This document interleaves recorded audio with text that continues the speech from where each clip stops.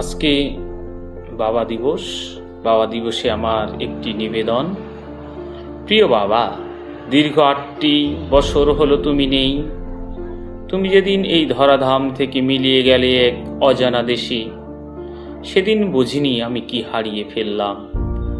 পাহাড় সমান তোমার উপস্থিতি আমাকে কোনো ঝড়ঝাপটা ছুঁতে পারেনি। তুমি চলে যাওয়ার পর পথে চলতে চলতে ক্লান্ত হয়েছি, কিন্তু কেউ ছায়া হয়ে দাঁড়ায়নি। অনেকে খোঁজ নিয়েছে, কিন্তু বটবৃক্ষ নয়। তোমার পথেই চলছি বাবা, তোমার আদর্শ পাথেয় করে সারা জীবন চলতে চাই। ছোট্ট মাটির ঘরে তুমি কেমন আছো বাবা? কতদিন তোমার আদরে ডাক শুনিনি, খুব শুনতে ইচ্ছে করে বাবা।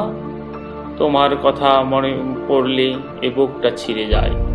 তোমাকে ছুতে ইচ্ছে করে, ভালো থেকো বাবা জান্নাতের ঘরে।